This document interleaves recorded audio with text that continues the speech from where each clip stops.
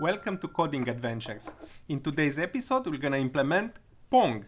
We're going to implement Pong in JavaScript using the p5.js API in the codeguppy.com environment. So let me show you first the game. It's a very, very interesting game. And actually, Pong, it's a very good exercise to practice programming, JavaScript, and also build a really interesting and classy game. Pong, as a matter of fact, is one of the original games, video arcade games made by Atari in '72, and since then there are countless of clones and implementations done on all sorts of computers and in all sorts of programming languages. And today we're gonna implement our own interpretation of Pong using JavaScript. So let's get started.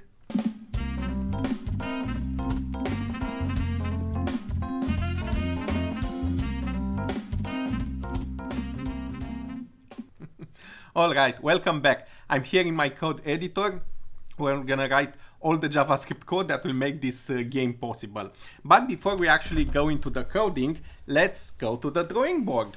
And I'm bringing here my notebook, and let's make a small plan about how we want to design Pong, how we want to look. So let's consider this is our canvas. I'm doing like a big rectangle here on the paper. And in the environment that we are using, the canvas is already predefined at resolution 800 by 600. Therefore, we're going to use the entire resolution, the entire canvas for the Pong game. On the left here, we'll have player 1, and basically we'll have a paddle for player 1. And on the right here, we'll have player 2 and a paddle for player 2. And I'm thinking to implement Pong in a special way to make it a multiplayer game. Actually, we're gonna see how kids in the 80s used to play multiplayer games. It was no network back then, so two people, two friends, two siblings were sitting at the same computer. Some grabbed some keys, other person the other keys, and they were just playing together.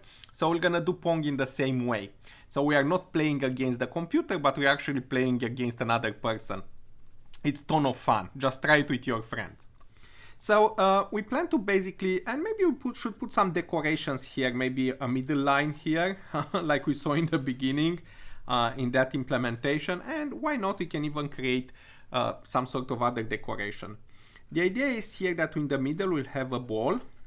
And when we press a certain key, for instance, when we press space, we launch the ball towards one of the players, perhaps randomly. So, and we launch it at an angle. And then each player will have to control the paddle using the keyboard and basically catch the ball. Otherwise, they lose a point. So each player basically will have to use just two keys. Other than space that launches the ball, each person uses, a different set of keys. And if I'm looking here on my keyboard, perhaps we should place the player 1 here on the left, perhaps Q and A. Let's say Q and A, they're up to the left margin. And for the right player here, we can use P or L. Oh, or we can use up and R arrow keys for player 2, right? So these are the keys that we plan to use in the game. And of course, we'll have to basically get the highest score possible. So let's see how we can implement all this in JavaScript. We may come back later on to the drawing board if we need to do something else. So I'm thinking to implement this one using classes, a concept that we learned recently. So let's start defining the first class for the paddle. Or just define a generic class paddle. And let's see how we can basically make the paddle move. And the other important thing, and I'm going to define it next, is here the game loop. Function loop. And function loop is basically a special function here in the environment. It's basically a game loop. It gets called automatically for us 60 times per second and enables us to basically do these frame-based animations. If you're just implementing this code on another platform, just look into the request animation frame available in HTML5. Anyway, if you want to find out more about how to achieve animations using the game loop, check out the animation video on this channel. All right, so the idea in the game loop here is that we want to always clear the screen, and then we want to display the pedal in a different position. And if the user basically, let's say, uses the Q and A or up and down arrows and moves the pedal, we want to render the pedal in a new position. So because we want to achieve this kind of effect, we're gonna add to the pedal class two methods, an update and a display. Okay, let's start adding those. So let's add first display method and an update method. And the idea is that basically in the display we'll write the code that will display the pedal. The simplest way is to just draw a rectangle. And then in the update, we're gonna listen for the keyboard. And if the specific keys are pressed, we're gonna update some internal state within the class, perhaps some X and Y coordinates, like the coordinates of the pedal. And then display finds them in the new position. But in order for these methods to work, we have to call them, and we're gonna call them from the game loop. So let's create an instance of the pedal class.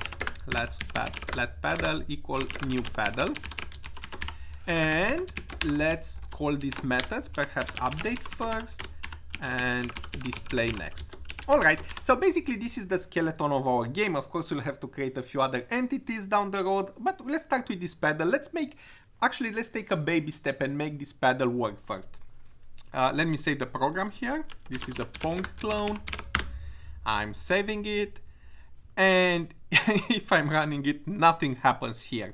And the reason is because we didn't write any code to actually display something interesting. Anyway, I'm gonna copy this program link and share it in the chat. And if you happen to open it, you'll see basically this basic program. But if you reload it from time to time, you should see the full program appearing at one point. So this is basically Pong clone.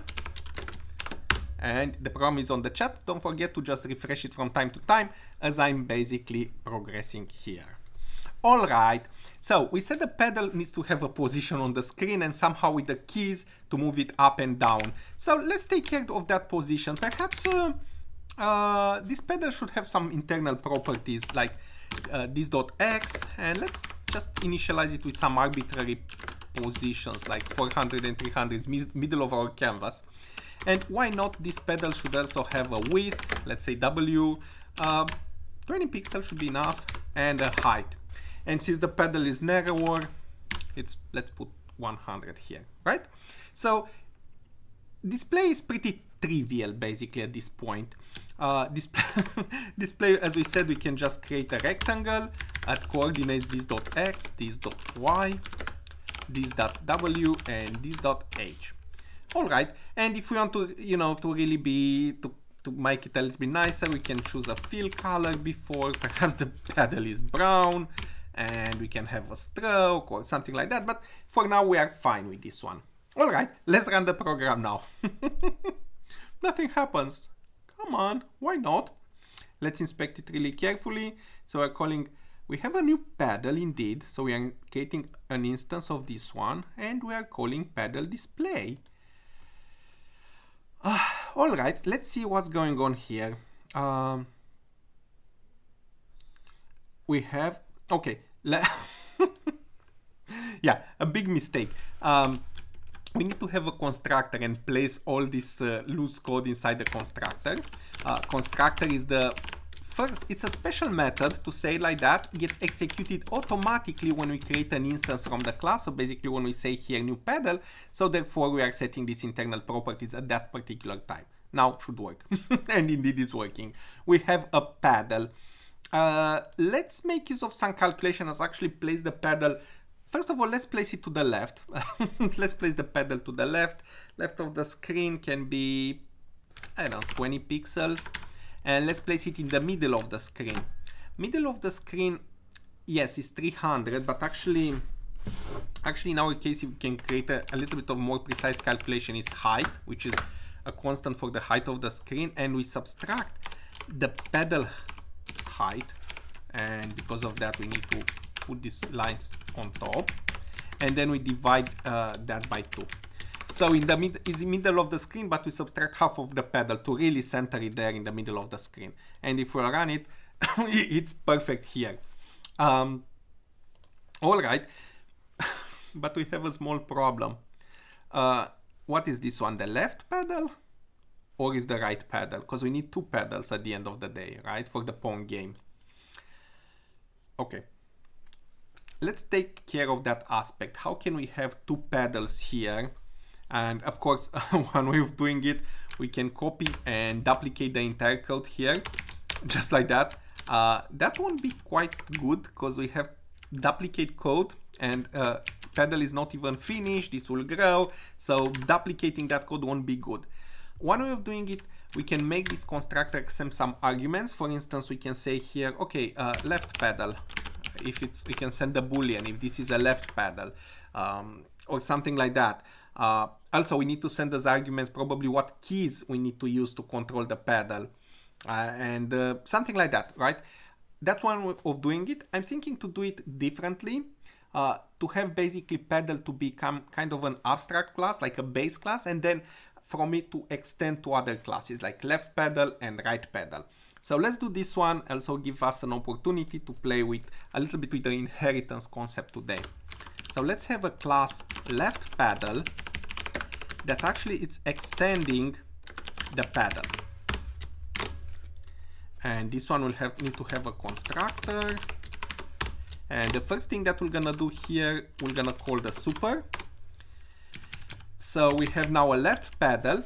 And what left pedal can do can basically override some of these variables, perhaps just the x. We put here x as being 20, which is actually good for the left pedal, but actually the right pedal should be a totally different position. So let's make sure we are overwriting x basically. This dot x is, in this particular case, we can be 20. We could have actually made this one, named this one left pedal, and then just inherit right pedal from left pedal and override some variables without having a common base class. But I prefer to have a common base class. So let's override this one, and then the right pedal, it's similar to this one. It's just called right here. And let's say the position should be width, which is the width of the canvas. We subtract perhaps 20 pixels, exactly like we subtract here, but we also should subtract the width of the pedal. So basically that will be this dot w. And let's inverse them a little bit. I like them nicer this way. So that should position the right pedal in the on the right side of the screen. And to see them, we can just create instances of both pedals and display them on the screen. So here, maybe this one is left pedal. And instead of instantiating pedal, we're gonna instantiate left pedal. And we're gonna have a similar line for the right pedal.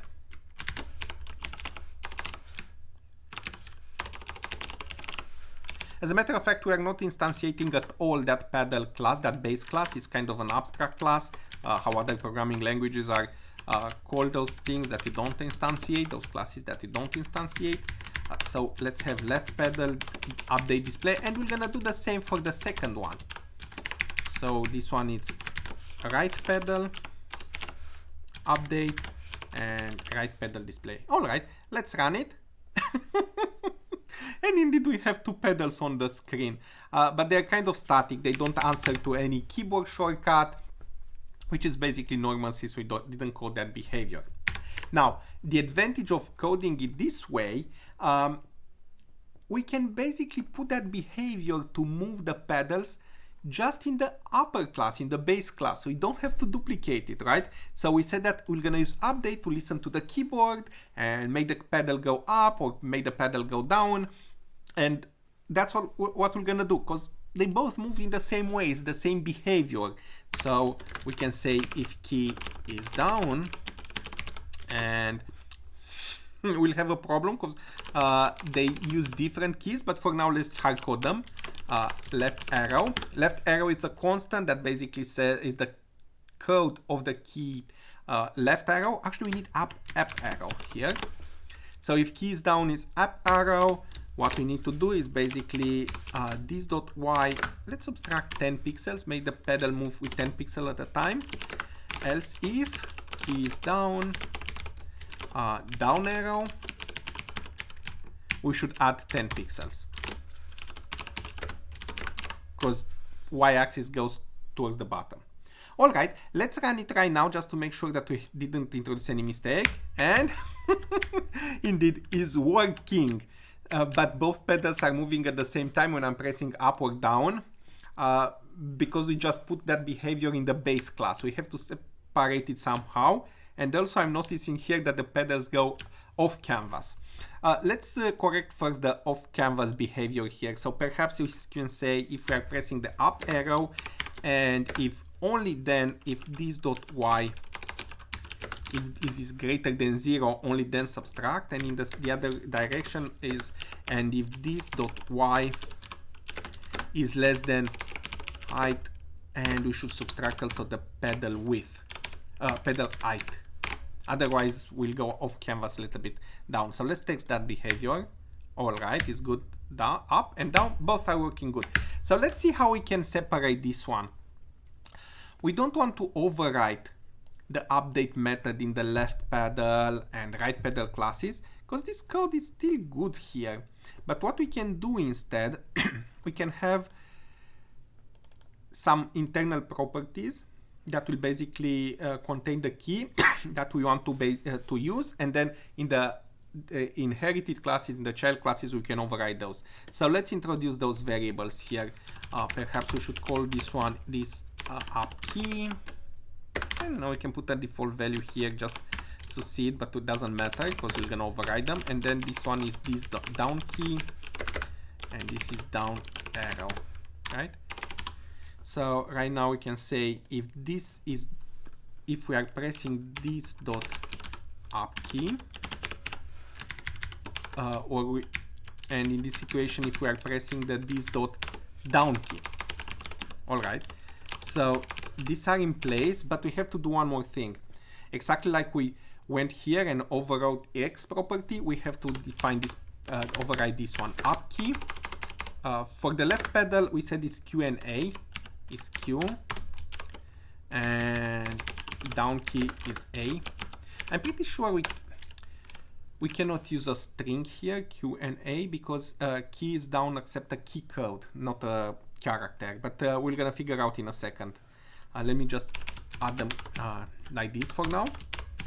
And for the right pedal, we're gonna use exactly those constants, up arrow and down arrow. And these constants are predefined and they contain the key codes for the up and down arrow keys. So let's run the code now. Let me save it, run it. All right, up and down works perfectly. The left pedal is not moving, and the reason is because of this Q and A. So let me try to go here and create a small program to figure out what are the key codes for those keys. So we're gonna create a function key pressed. This is an event that gets invoked each time we are pressing a key, and we'll just use println, and we are displaying the key code, which is a variable that or key, I think, right? Key or key code. So this is key, I think is key code then. Yeah, 81 for Q and 65 for A. 81 and 65. All right, 81 and 65. So here we're gonna just use this one, 81 and 65. And we left Q and A here. We can define some constants, but it's fine for now. So we have the left pedal and right pedal. They are overwriting these properties, and then the entire behavior remained in the base class. Let's run the program now. All right, the left pedal is moving, the right one is moving. They can move at the same time. We achieve a small accomplishment. All right, so now it's time to take care of the ball. And the ball is basically another entity that we can model using a class. So until now we just model the paddles using these three classes. Next we can go and model the ball. We can do that. yeah, actually let's do that next. So this will be the ball class, and let's define just the basic constructor, the basic methods. We're gonna use the same pattern, having a constructor. Of course, we need it for instantiation and basically to set the default properties of the ball. And also we can have display and update methods. So we're gonna call it from that game loop as well. So let's have the constructor here. We need also a display, and we'll also need an update. And of course, we're gonna need to call them. So let's call them from here, from inside the game loop. First, create an instance of the ball, new ball, like this. And we're gonna call them ball dot, oh, actually let's call up after ball dot update and ball dot display. So I think the ball implementation will be a little bit more complex. The displays should be trivial. We are just making a circle and that's our ball. But the update follows a little bit more complicated rules. We'll have to basically, we are not listening for the keyboard anymore here, but we basically have to make the ball move and then check if it hits the paddle, then move back. Also, we'll have to, when the game starts, to have the ball static, and only when we press space to launch the ball. So all this logic will have to basically encapsulate it here. But we said that we want to start the game with the ball static, so we don't want to fly around on the screen, and then only when we press the space key we want to launch it. And maybe, yeah, we're listening a little bit for the keyboard here as well. So let's define some properties for the ball first. Basically, the ball, like the paddle, should have an X and a Y. Let's define them as the middle of the screen, and an R, which is radius, perhaps 10 is fine. And when we go, also we need to have a speed, right? A certain speed. But this is, you know, too far away. I'm thinking ahead of time. Let's have another property here, in motion, which is false. We said that the ball can be in two states, either static in the beginning until we press space, or in motion. So let's say it's not in motion, and therefore it's we'll have this one. So we'll make use of this one because probably it differs how we're gonna code certain behaviors. So let's take care of the display, which is pretty simple. Let's draw a circle, really nice circle with a stroke of black, and we're gonna fill it. We can create the ball any color, teal. And then we're gonna have a circle at basically this dot X, this dot Y, and this dot R. So that's our ball. Let's run the program. And indeed, we have a ball in the middle of the screen. We can even move the paddles. And if we press space, well, we are not launching ball yet, but that's the idea. That will be the next thing. And also, yeah, also, when we are pressing space, makes sense only when the ball is not in motion, right? So when it's standing, we have to press space to launch it. While it's running, space should not have no effect. Therefore, maybe here this update, we should split it into two. We should have an update for the ball when the ball is static, and an update for the ball when the ball is in motion, right? So let's read this variable. Let's take a decision based on this one inside the update, and based on this one, call two other functions. So if in motion, we're gonna call update in motion, else update waiting. The idea is that now we don't have only one update, we have one update in motion, and the other one is update waiting, which is basically the update while the ball is waiting. Update, we can put a comment here, update behavior when the ball is moving, and here update behavior while the ball is waiting. It's kind of this kind of comments, they don't make sense because I think it's pretty self-explanatory what we did here, but nevertheless, let's see what we are doing while we are waiting. First of all, of course, we should place the ball in the middle of the screen. It's already there, but doesn't hurt just to make it again. Say, okay, we want to put the ball in the middle of the screen while we are waiting. We just put here constants. They don't vary in time. They just stay in the middle of the screen. And then we can read the keyboard and check if we are pressing the spacebar. Spacebar has key code 32. I know about this one, but we don't have a constant, predefined constant. So let's put a command here, space. So if we are pressing this one, what should we do? Let's just set that variable this dot in motion. In motion, yes, is true, right? So we change the state. So next time update will call this one. Right, so when we press space, update will call this one, which should be basically exactly what we want, right? So let me save it and run it again. Oops, update waiting is not defined. A common mistake. These are members inside the class, so we have to call them with this dot.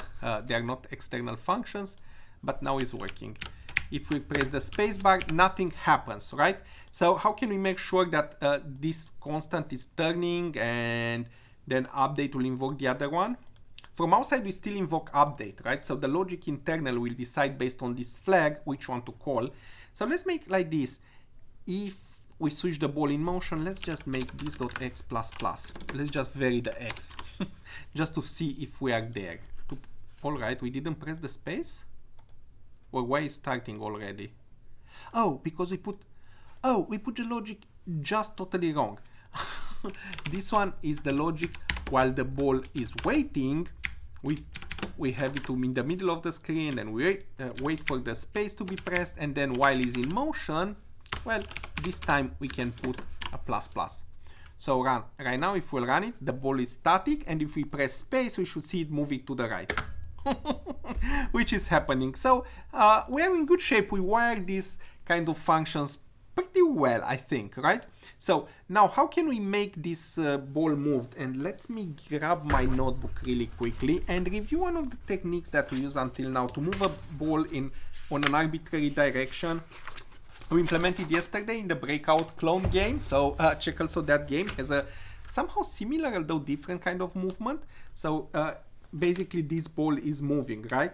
And each time we implement in this kind of movement, we introduce this one dx and dy variables. We initialize them with 1 or -1 randomly, and we basically made the ball go. We add it to the x, either dx or we add it dy, and in this way the ball is moving. Also we introduce a speed, something that I was thinking ahead, because dx and dy being 1 and -1, we don't want to advance the ball just with 1 pixel, so we probably want to update it or to launch it, you know, to make it move a little bit faster. So yeah, let's try to do the same kind of logic first and see where it goes. All right, so probably we'll have to adjust it a little bit, but let's start that way. So let's go here in the class. We are still here, and exactly like we have this one, let's have a this.dx, which is a random number, either picked from the array -1 and 1, so either -1 or 1, and dy the same one, either -1 and 1, and then let's implement that kind of logic here. So basically this.x is plus equal this.dx okay, let's have also speed. We were just discussing that -1 and 1 will make the ball move so slowly. So let's have a speed, a certain number of pixels per frame. We can start with 3, we can put 5, I don't know, some sort of speed that will act like a multiplier here. So this dot speed, and let's have the same for this dot y. All right. And now let's run the program. Let me save it, run it. The ball is there in the middle. I can move the pedals and press space. Oops. We have a small problem. Let's run it again. All right, did you notice the problem? The ball is not even hitting the opposite wall, or the wall towards where it's heading. It's kind of going a little bit out before hitting this left edge, which before was fine in Breakout game and the other games because we put a rule there to kind of reflect it. But now here things stay differently. We need to make sure that the ball it's hitting just the left edge, and basically the same on the other side. We don't want the ball to go out to the middle of the field here. We want just to hit this edge. So calculations, we'll have to do some calculations, but perhaps it's easier to visualize this if we draw a rectangle and visualize the field. So let's take care of that one first, and then we'll take care of how we can update this logic to make sure that the ball it's hitting exactly the left or right edge there, and it doesn't go outside to any other way. So but like we said, let's take care first of the field, and let's draw it.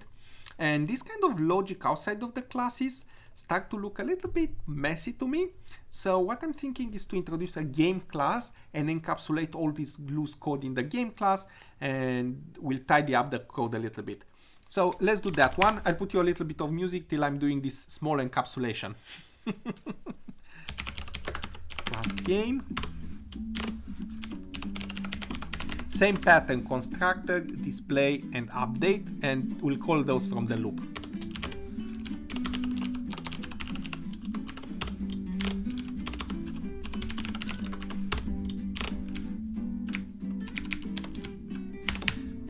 Okay, move this in constructor, and of course we have to transform them in properties.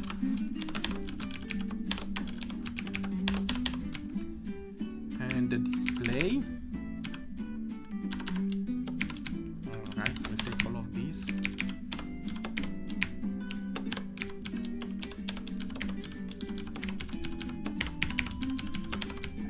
Update.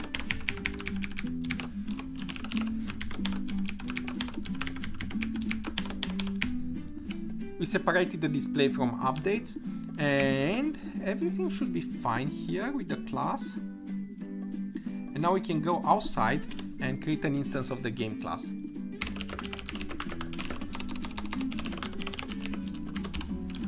And from within inside, we just call game update and game display. All right, so if we did everything right, oops, it's not working. It's not working because of the same reason. We need to refer to this one using the this dot. But if we did everything correctly, the game should behave the same. All right, we are in good shape. But this has, by encapsulating in the game class, give us the ability to place a little bit more code inside the game, perhaps draw that field that we are intending without actually polluting all this kind of global space with this with this loose code. So let's go in the display of the game, and let's create also another method that we're gonna call it display field. Yeah, display field. Let's see, create it immediately here. And we said we can have a stroke black, and we can have a rectangle from 0, 0, width and height as size. And we can also have a line in the middle of the screen there, in the middle of the canvas, which is basically width divided by 2, 0, width divided by 2, and height. Something like that. Let's run it. Oops, display field is not defined. Always forgetting about this one. All right, looks okay. The field is maybe it's nice to have the field in on this color rather than white, but for now we can make it white, and maybe we can play with the colors later on. I'm not very good at picking colors, so if you are extending this game, feel free to just pick whatever colors you like. Let's make use of the push and pop. That will actually save the state here. We don't want to make the whatever attributes we are selecting to spill into the rest of the code. So what we can do, we can fill the rectangle with white for now, and if we run it, yeah, it's kind of okay.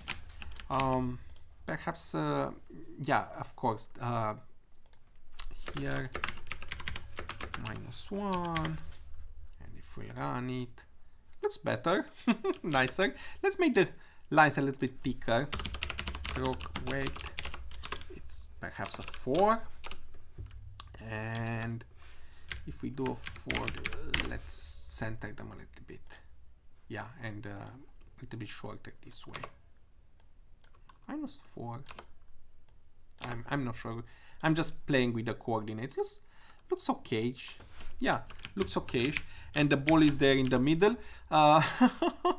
Let's actually create a small area, small resting area for the ball there in the middle. It's just pure decoration, but I like to I like in that initial game. I like that one. So let's have a circle there at middle of the screen, which is, well, at this point we can use 400, 300, which is middle of the screen, or we can make use of these constants. And let's have of 50. Let's see how it looks like. Yeah, looks okay. Yeah, looks okay. And the ball is there in the middle. We are pressing space and we are launching it. But you saw clearly right now that the ball is going outside before hitting the opposite wall. Either way is going. And this is normal because dx and dy are 1, and basically here it's a perfect perfect triangle with both sides equal, and therefore it doesn't reach here. So yeah, now let's go back to this function here, this method, and let's say how can we advance x and y to make the ball hit the actual side, the other side. Any idea? If you have an idea, place it on the chat. Let's give it a minute to think about it, a few seconds. And if not, I'm gonna try to sketch something on the notebook.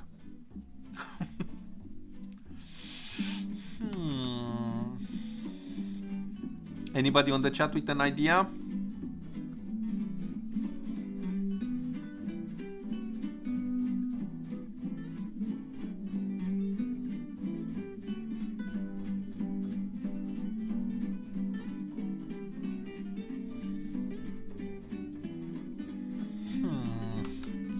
All right. I'm thinking of something. Let's see if it's a good idea or not. Let's draw here the canvas, right? Hope you can see the canvas. And the ball is here initially in the middle of the screen. So what we want to make it is want the ball to go on any direction that is basically within this range. Can go at extreme on any of these two lines, or it can go here in between, or here, or even straight. So it basically needs to go to any of these points that are here on any of the edges, but not go like to go exit to any of the up and bottom edges. All right, so the way I'm thinking to do this one is in the following way. In the moment we are pressing space, so we are pressing space, right? This is happening. What we are doing when we are pressing space, we are launching the ball, right? So we are launching. We are launching the ball. At this point, I want to pick a random point on the opposite wall, or on not opposite wall, but on the edge of the screen where the ball is heading. First, I'm gonna pick a direction. So let's say I'm picking a direction, the ball to go this way randomly. So either this way or this way. So let's say I picked the direction on this one. So what we want to do first one, pick direction. So 1 is going to the right and -1 is going to the left. I'm picking a direction. And then based on the direction, I'm either selecting this side or that side, right? So if it's 1, I'm selecting the right side. If it's -1, the left side. And then on that side, pick a point. A point can be basically in the range of 0 to 600, or from 0 to height, right? So we are picking this point, and then what's happening is basically at this point we are defining a line. Let me draw this one with a different color, like this, in red. And this particular line, we know already these coordinates. So this one is, let's say, x1 and y1, because we know where the ball is initially. And we know the coordinates of this point because it's the one that we picked randomly. It's x2, y2. So what we can do, we can calculate the slope of this line. So let's say we have here like a triangle. We need to calculate the slope of that line. And if we calculate the slope of the line, we can easily figure out what will be the coordinates of these points on this particular line, because we need to find out the coordinates. So any coordinate on this line will be an x and y coordinate. We need to figure out based on the slope of the line and of course the initial and destination points. And the slope of the line is actually similar to tangent. So let's use tangent. Let's say this angle here is theta, right? So and because this is a right angle here, let's write the formula for tangent of theta is the opposite side here. It's this one. So let's name this one dy, and over adjacent one. So this one is dx. So it's dy over dx, right? So this is the formula for the tangent here, or for the slope. Tangent of theta is similar to the slope. But what is the dy and dx? If we can write, we can notice them based on the coordinates. So dy is actually y2 minus y1. So it's y2 minus y1 over x2 minus x1. x2 minus x1. All right, so this is a very important formula. We figure out what is the tangent of this angle, or in other words, what is the slope of this line. And with this information, we are now prepared to put it in another formula and calculate the actual x and y coordinates of the points that go on this line. So let's say this particular point here. Let's draw it in a different color, perhaps. Let's say this point here, the x and y, right? So what will be, we need to figure out, we can draw also a line like that, just to see that it's a similar triangle with this one, right? And the question is, what will be the x and y of that one? Well, we can do similarly like we did with this formula. Tangent of theta is this small line over this one, right? So this one is perhaps, okay, we can write it directly. Also, tangent of theta is the opposite catet here, so which is basically, let's put it dy prime over dx prime. Dx is just going this one, and dy is just this one, the smaller ones, right? So it's dy prime over dx prime, which is equal, if we notice, similarly to how I did here, it's basically y minus y1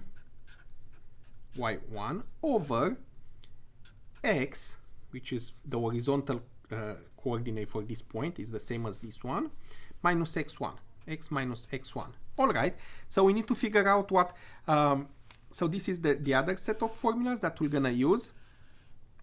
So because tan of theta, we know it, we calculated it originally, y1 and x1, we know them, we can figure out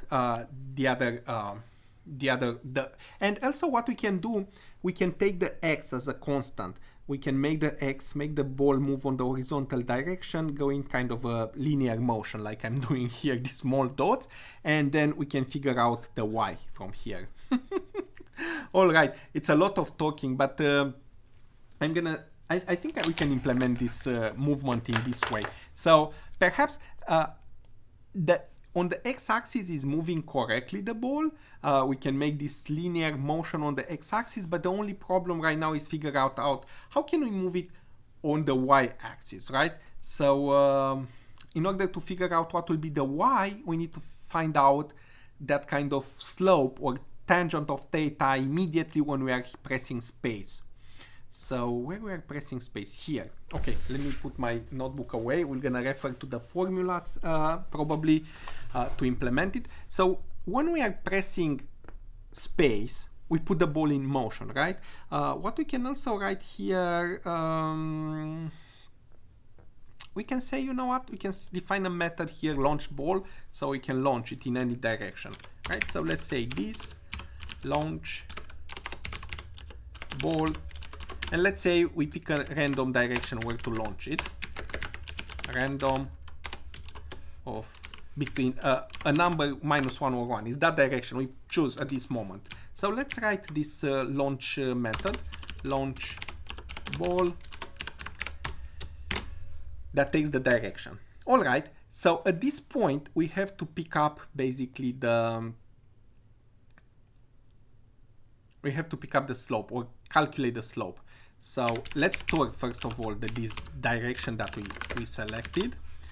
So we are pressing the space key, we say launch ball in this direction. Let's store that direction in the dx, which we have it here defined. Yep. So anyway, this won't matter anymore. We're overwriting that one. Let's store this one. And now let's pick a slope. So let's pick a slope. Basically pick a slope. Let's pick a number on that left or right edge. And based on that one, calculate the slope. But we can say pick a slope. Pick slope at this point. So let's encapsulate. We can write everything in the launch ball, or we can put it in the pick slope. It doesn't matter. We're gonna define pick slope here, and now here what we have to do is to pick up. And you can use like on the paper x1 and x2. X1 is the current position. Let's store. Perhaps we should store with the ball this kind of values. So x1 is basically the current position, or this.x, and y1 is this.y. That's what we said, right? And now we also said that for x2 we pick a what will be x2 is either 0 or width, but based on the direction. So if this direction is greater than 0, then the side is the width, and if not, x is 0, is the opposite one. So we figure out which is x2. That's pretty simple. And for the y2, here we're gonna use a random function. It's a random. We pick any point on this vertical line. So basically between 0 and height. Pretty simple, right? Or if we want to take in consideration also the ball radius, perhaps you know, it's between this.r and and height minus this.r, just to make sure that the ball doesn't go off screen a little bit there, a few pixels there. But anyway, we selected an x1, and we have the x1 and the x2 points here, and now it's time to pick the slope. And the slope, what will be the to pick a slope, or to figure out what will be the slope formula. And we can store that one is also in a property with the ball slope. Anyway, this function doesn't this one doesn't return any value, so we can store it with as a property here. So what we said, we'll come back to the formula here, and we're gonna look again. We have to basically this one we don't have to. The slope, which is okay, let me put a note here. Tangent of theta is also called slope here, or is the same formula with the slope. So it's basically y2 minus y1 over x2 minus x1. All right, so sounds pretty simple, this one. Let's code this one in the code. So it's but of course we'll have to say this dot y2 minus this dot y1, or y and y1, they are the same, right? Over this dot x2 minus this dot x1. All right, so we picked a slope, and we did that one when we are launching the ball. We are pressing space, we launch the ball, we pick a direction. Actually, we pick the direction here, we store it in dx, we pick a slope, and we store it in the slope. So the ball will have this one, dx, dy, x1, x2, slope. At any point, we'll have this one available. So with these ones, what we can do, when we're gonna go in the update in motion, we can make use of the second formula there and figure out what will be the this one. So instead of saying what we said here, we need to figure out what will be the value of y. We still left x go on the horizontal there, but for y we have to figure it out what it is. We come back to the drawing board, and we are right now talking about the second formula here, which is basically and we can basically take it out, so it's we can put it somewhere else. Tangent of theta or slope it's actually y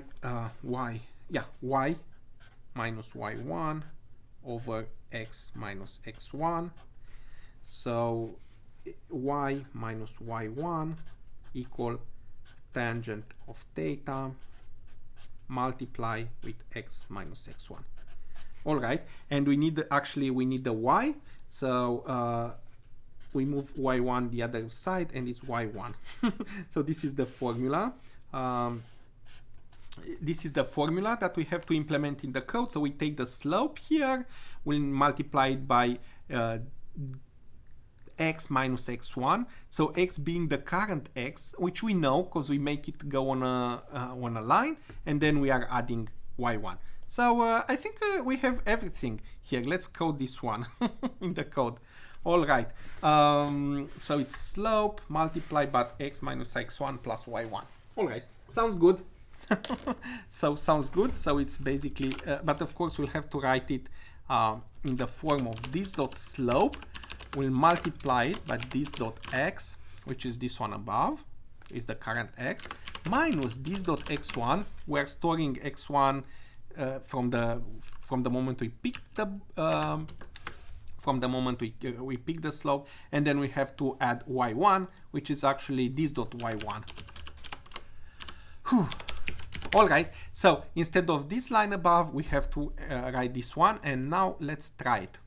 If we did a good job there, press space, and indeed, well, at least looks to me in this very first try, the ball just went through this side here, didn't go outside here. Let's give it a few more tries to make sure that the ball is just hitting the left or right edge all the time. Okay, this time is working fine. Of course, we don't have any collision as defined. This time is working fine. And space again, this time is working fine. Well, we can assume it's working fine. So if our math is correct anyway, it should work fine, right? So there is no reason not to follow that line that we have there. Now, what we have to do here in the code, let's see, we are launching it. Okay, so I think we have to work a little bit more on updating motion here. We can check the collision with the pedal, but wait, we are inside the ball class. The ball doesn't know about the pedal, right? Yeah, and the pedals. So what we can do, we can make the constructor of the ball accept the left pedal and right pedal. The ball needs to know about both pedals. Because the ball will need to check if it's hitting the left pedal or if it's hitting the right pedal. Or you know what? We can make the other way around. We can go in the pedal here, since it's easier. Yes, let's do this one. And instead of the ball knowing about the pedals, let's make the pedals know about the ball. And in this way, we write the logic of checking if it's hit the pedal. It's simplified. We don't have to check against two pedals. We just check once, because this class will be instantiated twice. It's beautiful, right? So let's see how we implement this one. So perhaps here, after we check for the keyboard, immediately after we should check if we are hitting this pedal with the ball. So let's say, let's implement here, check hit. check hit, and call it from here with this dot check hit.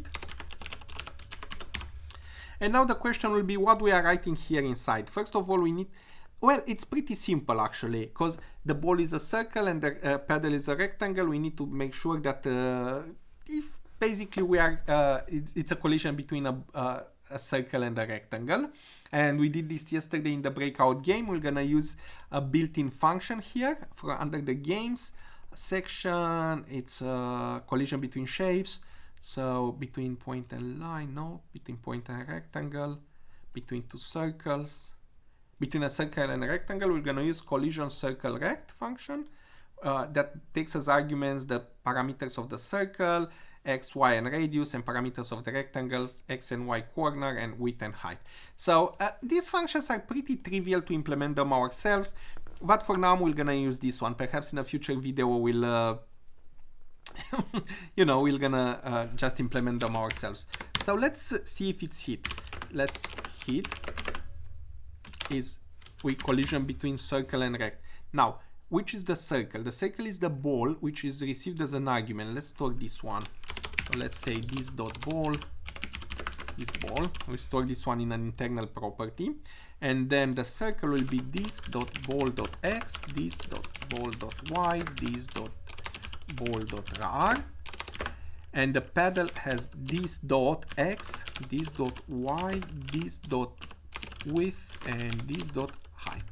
I think these are the parameters, yep, of the pedal. So hit will return true or false if this one are happening. So for now, let's put if hit.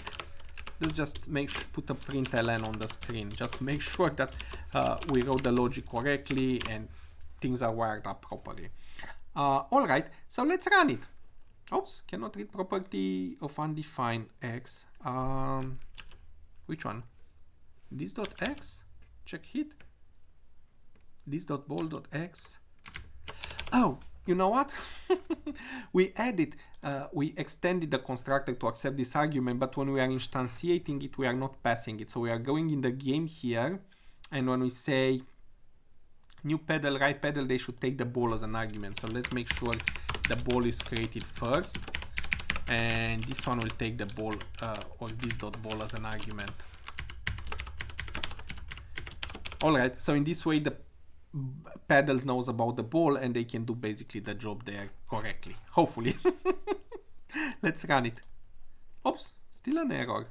What will be the problem then? So constructor. All right, we have these classes. I think I know.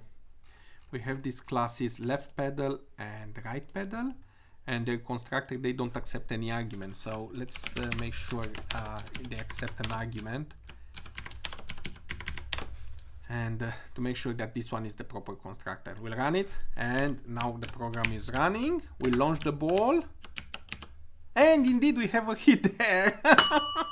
So we have a successful collision between the ball, which is a circle, and the rectangle, which is the pedal.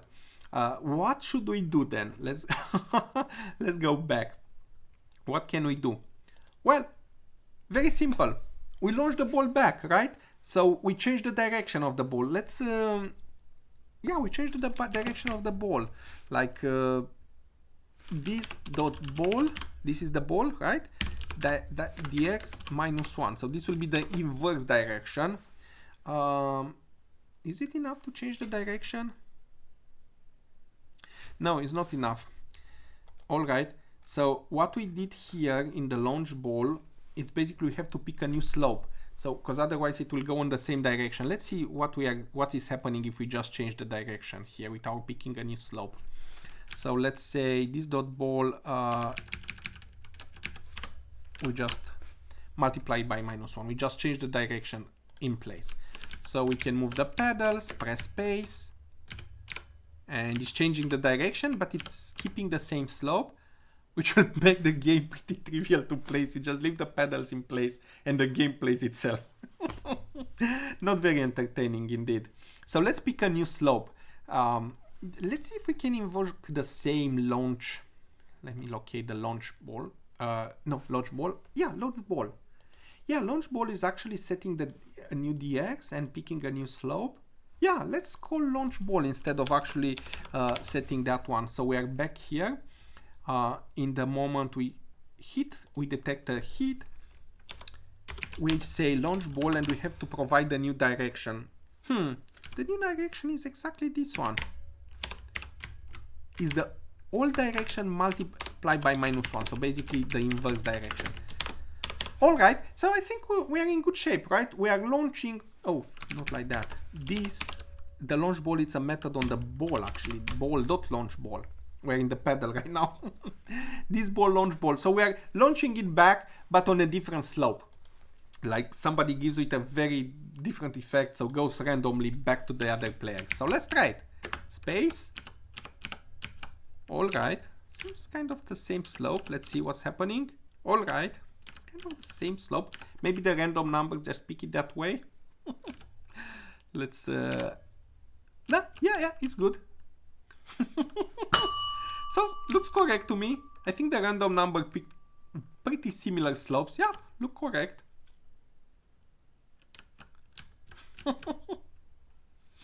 And of course the game, yeah, this is just correct. This is Pong basically. We accomplished 90% of the game. Let's just beautify it a little bit. Perhaps let's keep score. So let's go, let's analyze the structure of the code until now. So we have the paddle, we have the left paddle, right paddle, we have the ball, and we have the game class. So this is the structure of our code. And of course we have the game loop. To keep the score, we basically go inside the game class, and here we can define some of these other properties. Perhaps we can define left player points, right player points, and each time we are hitting, we check exactly which player basically should receive the points. So let's define this left player point, or left point 0, right point, right? So this is the score. We can go in the display, and perhaps we can even display the score. So let's say a text size, pick up bigger text. Let's put a text in the top left corner, so that this here should be this left point, perhaps a 10 and 20, something like that. And then right point, we should place it at height width minus maybe 20, because this will account for the size. Yeah, in here perhaps a little bit down, 30. Yeah, that's our score.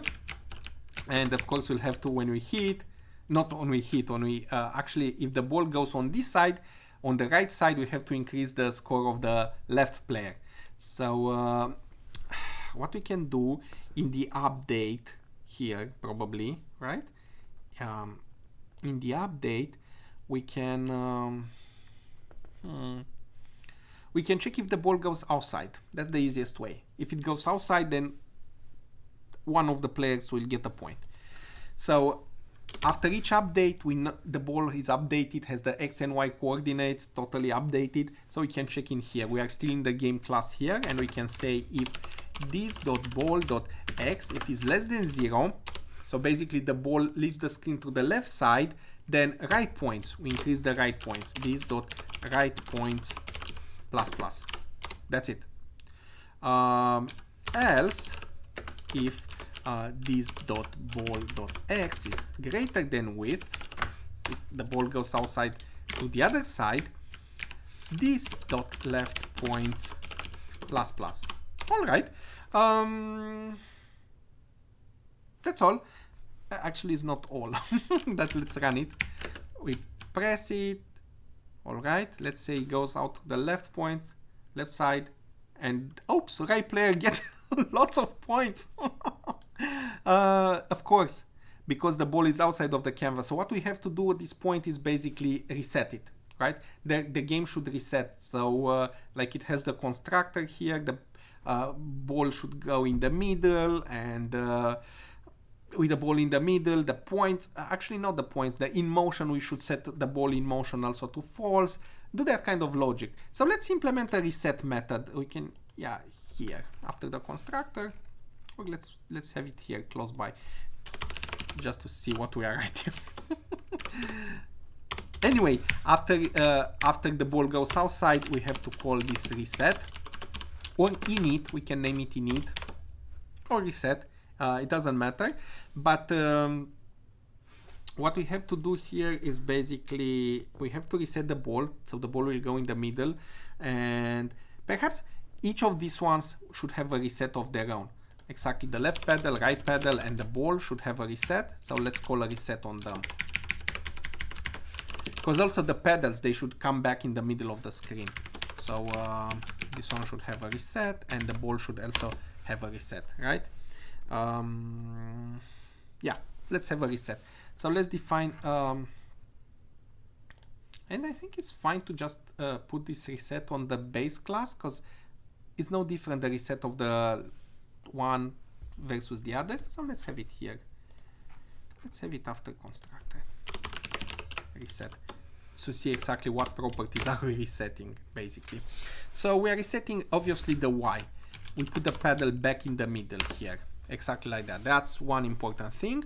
And then I think it's enough for the pedal, right? For the ball, let's see what we are doing for the ball when we are resetting. Let's put it also after the constructor. First of all, and very important, in motion becomes false. Exactly like it was beginning, because otherwise the ball is keeping moving outside of the screen there, which is not okay. So this is correct. What else can we do?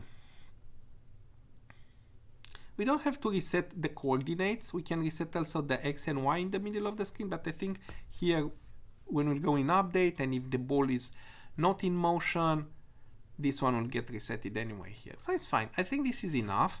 Going back at the end, so we are resetting left. Okay, all right, let's test it. All right, going to the right pedal. Very good, it's hitting. Let's now lose this ball, and it's going to the right side. Too late. All right, and we got the point. Let's see on the other side as well. We'll hit with this right pedal, and no, we'll not catch it this time. And it's 1-1. It's working. Let's we can hit. Let's see here where we are hitting. Yeah, we are hitting in the pedal. We are checking for the hit. So if we are hitting, let's also play a nice sound. Maybe, you know, a sound will make a big difference to the atmosphere. So let's choose a sound. I think I saw some sounds one of the other days. Yeah, let's choose click 2. So we're gonna say sound click 2. Let's see it. Let me put you some music, and I'll start playing the game.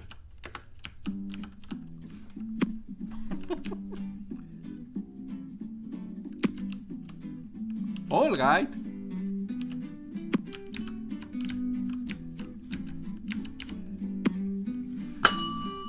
So the game is working fine, but now it's time to tune up the parameters of the game. Perhaps we can make the ball move faster, we can make the pedals, you know, move slower or faster. Let's go to the ball class and see exactly. We can tune up this parameter, this speed one. Instead of 3, we can go with something more aggressive. Perhaps a 10. Let's try with a 10 here. Let's see what's happening.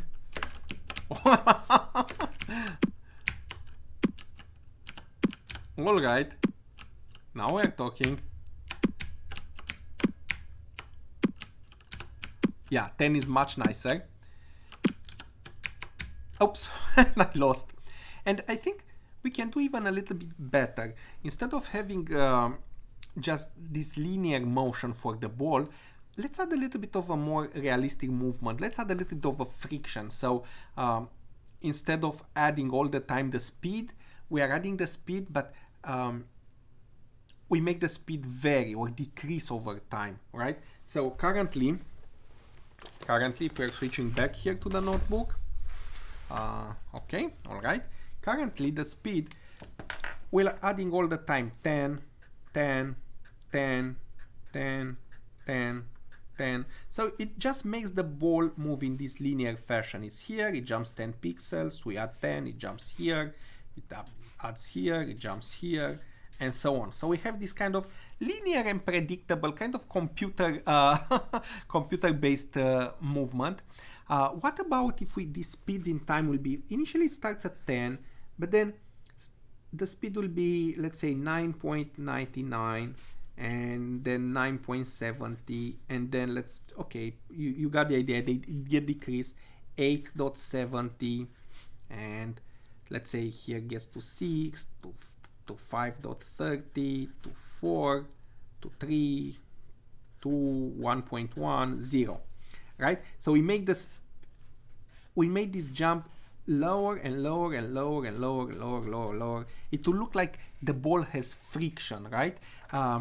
Because this, so what we have to do, instead of keeping the speed constant at a constant, we have to decrease the speed with a little value that over time will accumulate, and the speed eventually will become 0. So the ball will come to an end. Of course, we don't plan to make the ball come to an end, although maybe in some games that's a desired effect, but in our case it's not a desired. We don't want to make it come to an end, but instead we want to basically to go a little bit slower. So starts very fast in the beginning and then slows down. So let's introduce this concept. Oh, you're not seeing the screen. Let me switch to the screen here.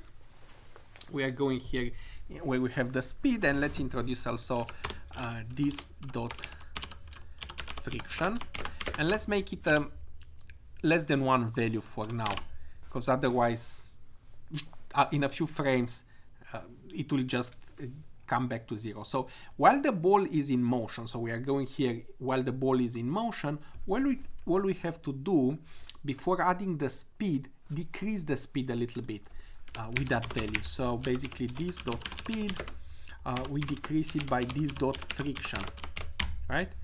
And then we are adding it. So let's see what's happening here. So we started with 0. Oops. It's still very aggressive, I think, that value. But notice, we are decreasing it and then becomes 0, but then becomes positive and goes into the other direction. That behavior, we can prevent it. Yeah, we can go here and we say if this dot speed is less than 0, basically it means this dot speed is 0. We don't go in the other direction. But then anyway, that we have to tune that constant because it's going but slowing down really quickly. So it's too big of a friction. Let's make it 10 times smaller. All right, that's what we want. Oops.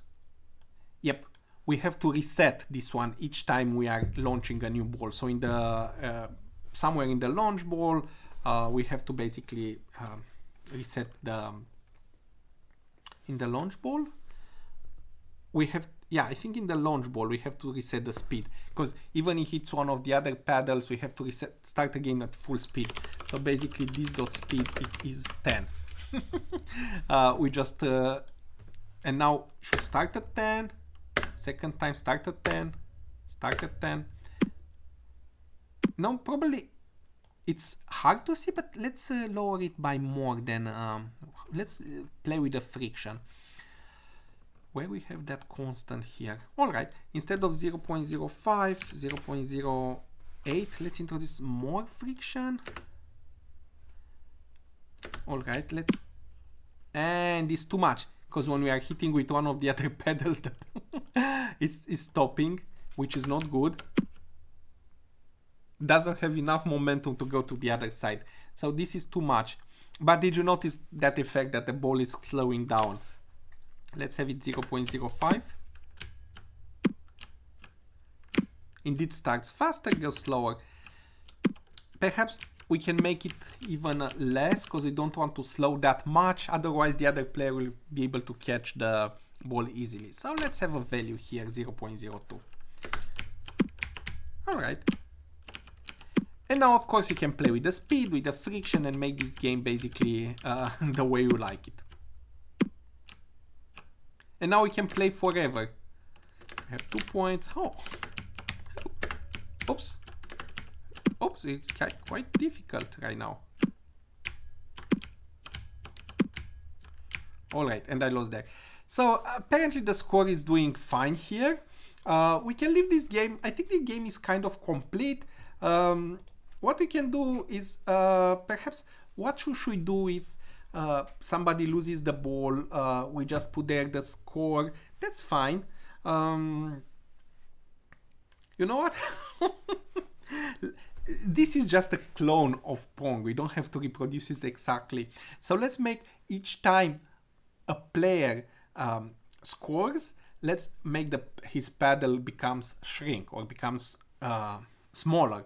It's like, it's okay. It means that player is really good at this game. It means it can play even with a shorter paddle.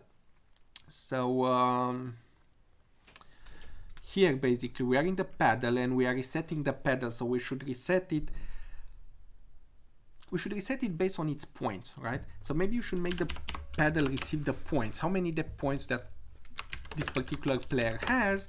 And initially, of course, it has 0 points, so it's fine. But then we should subtract. Okay, this is what we're gonna do. From the height of the paddle, we subtract maybe 10 pixels for each point. So it's points times 10.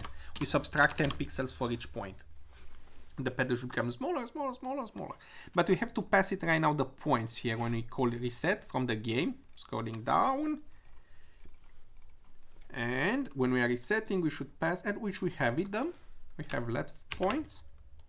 So left paddle, we reset it based on left points. And right paddle, we reset it based on right points. Like this, right? Looks okay. Let's run it. All right. Let's lose it. Let's win it. Yep. It seems unfair. It's like we are penalizing the player that is winning, but maybe oops, it's too small. Maybe we should not make it. All right, what did happen there? Oh, the pedal also increases. And we have a problem. For whatever reason, the pedal didn't become responsive here. So we are decreasing by the points. Let's put that protection should not become smaller maybe than the ball, because otherwise it will become invisible. So here, if this .h, if it's smaller than, let's say, do we have the ball as an arg? Yeah, we have this .ball. This .ball .r times 2. So the diameter of the ball, or 2 times. If it's smaller than this, the h is exactly this one. So that's the minimum paddle that we allow. Let's run it again. Okay, fine. Let's see if this one is winning. This paddle gets shorter. This one is winning again, shorter. Shorter. All right. Oh, I think because of negative value, it was increasing actually. Yeah. And now the game is quite challenging. Come on, let me hit it. Nope.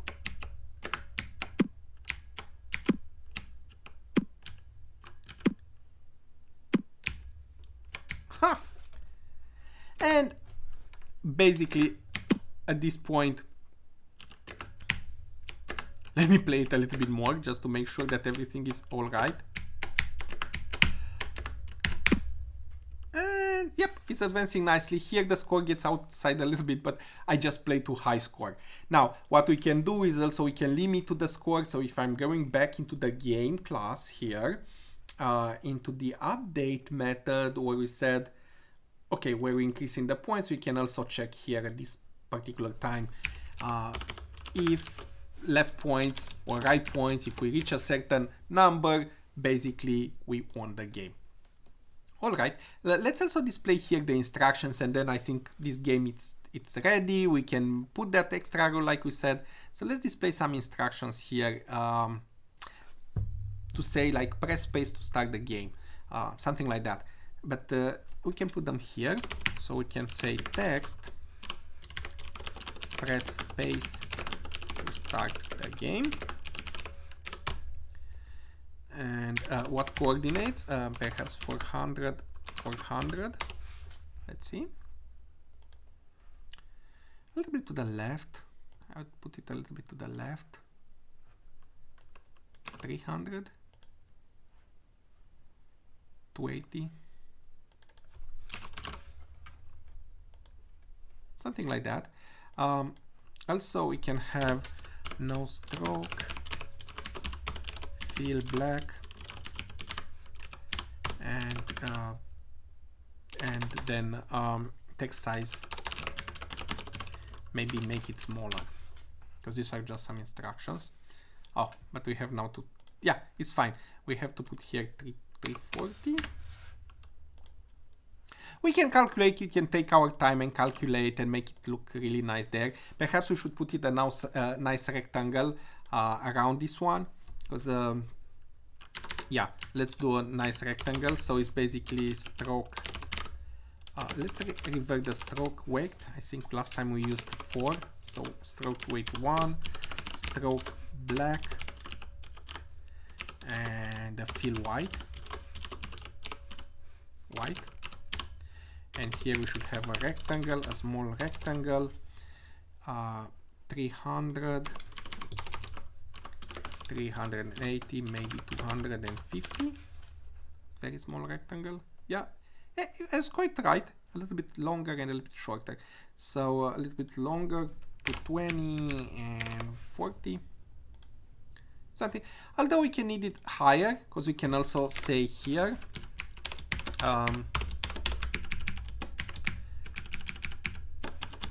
Play multiplayer game. Okay, play this with a friend. And we can put this one at 340, I think. Oops. No, 340 is fine, but 420 here as well on the vertical. Play this with a friend.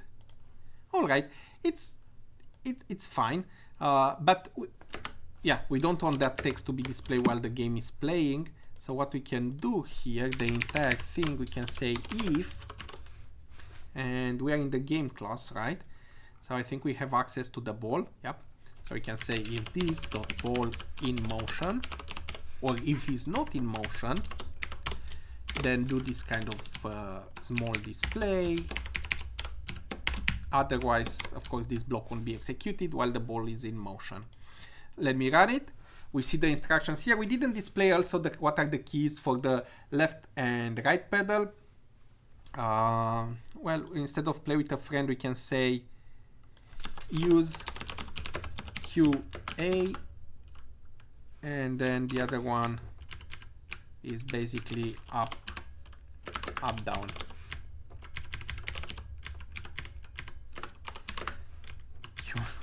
You can come up with a better message basically, but yeah. Anyway, QA versus up, down.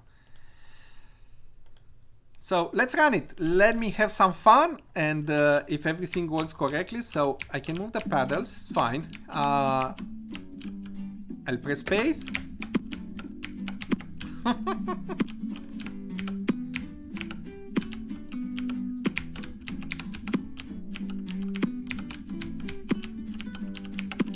All right. I consider the game finished right now. And basically this is just for you that you are younger. This is how kids used to play multiplayer games in the 80s. Two friends on the same computer playing on the same keyboard. Just implement this game, or let me save it. Or you don't have to implement it at all. You just open the program that I placed there in the comments, and you can extend it if you want. You can create different colors, and then have a fun with your brother, sister, or with a friend on the same keyboard playing Pong.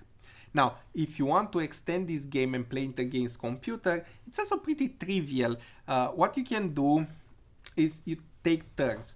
Each time one player scores a point, for instance, let's say the computer is next to play, you let the computer pick a slope, and then the ball will just move by itself.